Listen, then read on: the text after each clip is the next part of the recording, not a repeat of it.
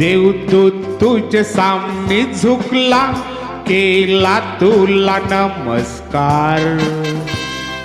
बोलला जेजूची माई होवासाठी हो तयार.